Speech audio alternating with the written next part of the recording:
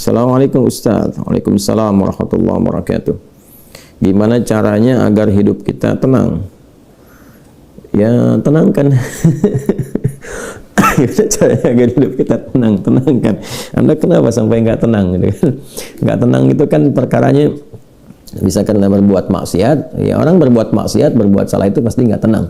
Atau karena, mohon maaf ya, terlalu banyak terbawa oleh urusan dunia, sehingga kehidupannya dipaksa untuk mengerjakan berbagai aktivitas duniawi yang membuat dia terasa lebih sibuk, capek, lelah, sehingga tidak mendapatkan ketenangan yang dimaksudkan. Jadi kalau terlalu banyak ngejar dunia atau juga berbuat maksiat, maksiat dengan ngejar dunia itu berbeda. Ya, kalau maksiat itu sudah otomatis menyalahi ketentuan Allah. Nggak boleh mencuri, nggak boleh korupsi, nggak boleh berbohong. Makanya ketika melakukan, hatinya menolak. Karena di antara makna fitrah itu dan fungsinya adalah cenderung kepada kebaikan. Jadi ada fitrah dalam jiwa kita, di kolbu kita, itu disebut dengan fitrah takwa namanya. Ya, Quran surah 91 Asy-Syams ayat 7-10, wa nafsin wa ma sawwaha fa'alhamaha fujuraha wa taqwaha. Nah, jiwa takwa ini yang mendorong kita selalu pada kebaikan. Ya, kejujuran, kesabaran, kemuliaan, dan menolak keburukan-keburukan. Karena itu kalau ada seseorang itu berkata yang tidak benar, dia berdusta, hati kecilnya pasti menolak. Itu nggak benar, ya. Ada orang mau mencuri, misalnya kan, atau korupsi, misalnya, itu terfikir berbuat yang nggak bagus, hatinya pasti menolak. Ada gejolak dalam dirinya. Nah, itu yang membuat dirinya nggak tenang. Nah, yang kedua, bukan maksiat, tapi terlalu banyak mengejar dunia, sehingga lupa dengan urusan akhirat, lupa dengan ibadah. Ya, dia bekerja formal, benar, dia nggak menyalahi aturan, dia nggak korupsi, tapi dia berangkat dari gelap, pulang gelap lagi, menempuh perjalanan, kerja lagi, kena kemacetan. Nah, itu potensial akumulasi ini menimbulkan kepenatan, kegelisahan, capek, lelah, sehingga muncul pencarian-pencarian. Nah, itulah dunia. Walaupun saat dia mengerjakan itu, dia mengerjakan tidak dalam konteks bermaksiat, tapi karena terlampau lelah mengerjakan itu dan penat, nah, rohnya kan menuntut. Di tubuh kita kan ada 3 bagian, ya, ada fisik di bagian luar, kemudian ada akal, ya, di pikiran, yang ketiga itu ada hati, ada jiwa spiritual. Masing-masing harus mendapatkan porsinya. Ya, ini kalau bagian tubuh luarnya aja yang makan, fisiknya yang makan, mengonsumsi, tidur, istirahat, ya, kemudian akalnya nggak pernah dipakai, nggak pernah belajar, nggak pernah baca, nggak pernah apa, ini akalnya juga bisa protes, tumpul, nggak nyaman. Ya, sebaliknya juga, kalau dia misalnya ya makan, minum, kerja, aktivitas, olahraga, akalnya dipakai, dia baca dan sebagainya, tapi rohnya nggak pernah diberikan porsinya. Dia nggak pernah ibadah, nggak pernah sholat, nggak pernah baca Quran dan sebagainya. Maka ini yang generator kehidupannya, ini sumber ketenangannya, maka tetap akan gelisah. Karena itu ditemukan betapa orang pintar, ya kan, kerja keras dan sebagainya, tapi ya rohnya nggak terisi, banyak yang bunuh diri. Ya, di Jepang terjadi, gitu kan. Atau bahkan setidaknya ada orang-orang kaya yang sudah hebat, pinter-pinter, ya di akhir hidupnya apa yang dia kerjakan? Ya cuman datang terapi, nanam kangkung, nanam cabai, gitu kan, datang ini untuk mencari ketenangan karena rohnya nggak terisi. Maka Islam, alhamdulillah, ya, agama yang sangat komplit, memberikan pencerahan sekaligus arahan dan pedoman dalam berkehidupan. Fisiknya dituntun, pikirannya juga dimotivasi untuk terus ditingkatkan, pintar sampai ke level yang tertinggi, dan rohnya diberikan porsinya untuk menunaikan ibadah sehingga mendapatkan asupan-asupan menu bagi rohnya. Makanya di kita kan ada sholat, ada puasa, gitu kan.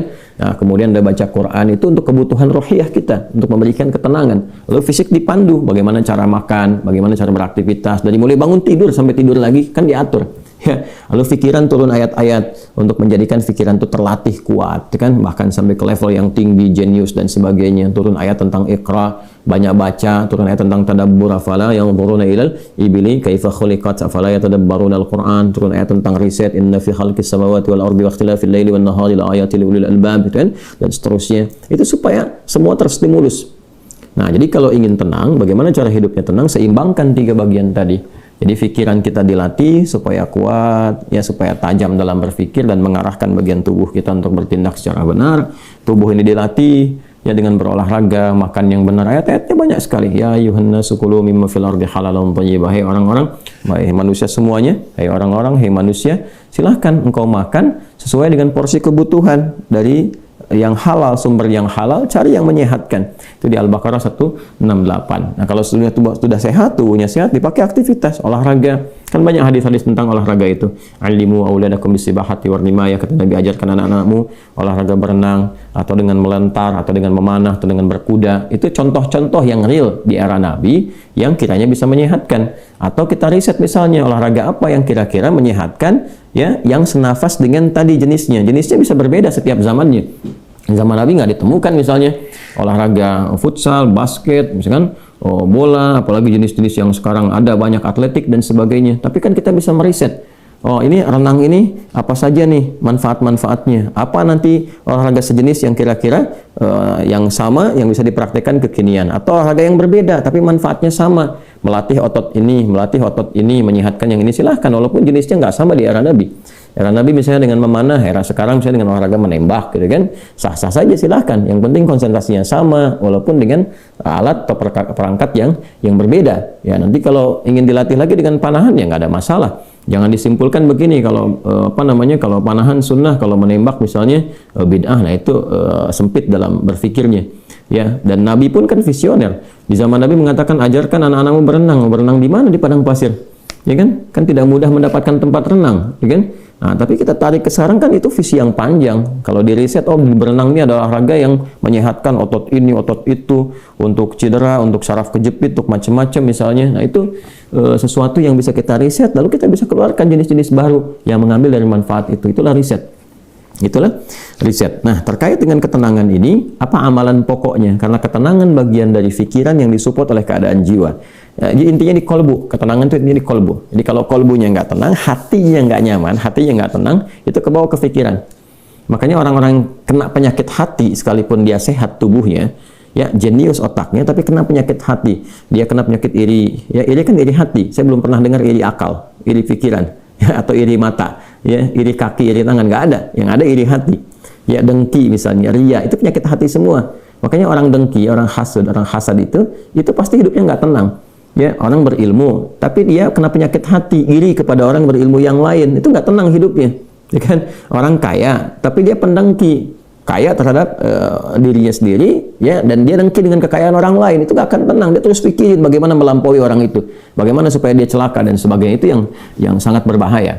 Maka untuk menenangkan diri itu, amalan-amalannya tidak ada yang lain kecuali meningkatkan ibadah, meningkatkan amal soleh, meningkatkan ketaatan. Semua jenis amal soleh itu di Quran disebut dengan zikir. Dengan apa?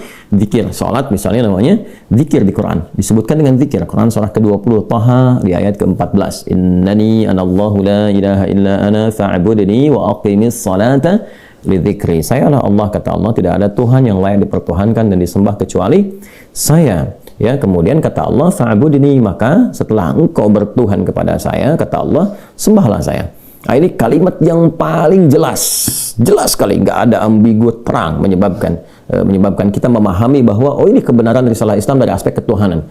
Ya, silakan Anda komparasikan. Ya, saya sejauh ini saya mengkomparasikan, melihat, membandingkan, saya tidak menemukan kecuali di Islam yang di dalam kitab suci mengatakan langsung Tuhannya langsung, ya, yang berkata saya Allah, kata Allah itu kan, ya, tidak ada Tuhan selain saya. Itu tegas sekali. Ya, menyebutkan saya Allah, nggak ada Tuhan selain saya, sembah saya. Dan biasanya kalau ada kalimat atau informasi yang pede jelas disampaikan, itu menunjukkan kekuatan dan kebenaran.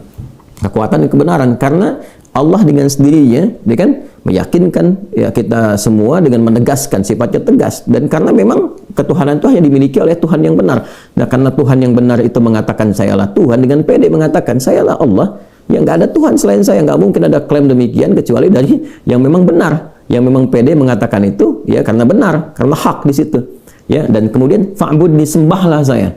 Ya, sembahlah saya. Dan kemudian dijelaskan menyembahnya bagaimana. Itulah indahnya dalam Islam.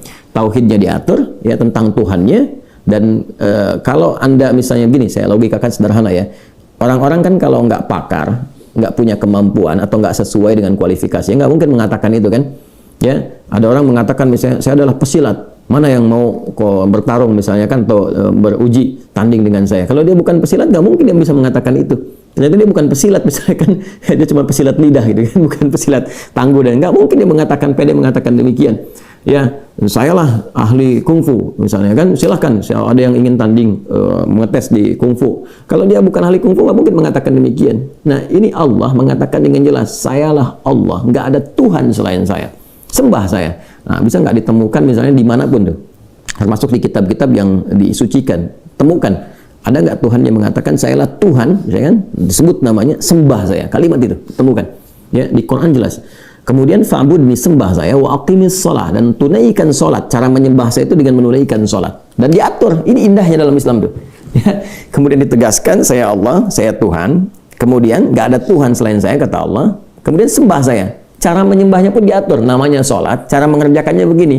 Ya, lalu ditunjuk, diutuslah Nabi Muhammad SAW untuk mengajarkan dari awal sampai akhir, dari gerakan sampai bacaan, dari mulai hukumnya diajarkan. Ya, dari cara menghadap ke arah mana, kemudian bagaimana caranya, ya, dari mulai berwudunya bahkan sampai dengan selesainya. Ya, ini menunjukkan bahwa risalah agama ini benar. Nggak mungkin kan diada-adakan demikian. Gimana cara bisa merekayasa seperti itu terjadi? Nggak mungkin. Ya, ini dari awal sampai akhir dan nggak ada kreativitas di situ.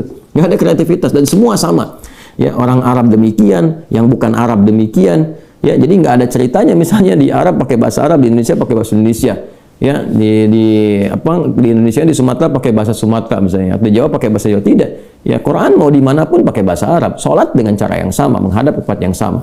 Tapi terkait dengan pertanyaan ini, teruskan ayatnya, wa aqimis sholata lidzikri, tunaikan sholat kepadaku dengan sebagai zikir. Jadi sholat itu disebut dengan zikir.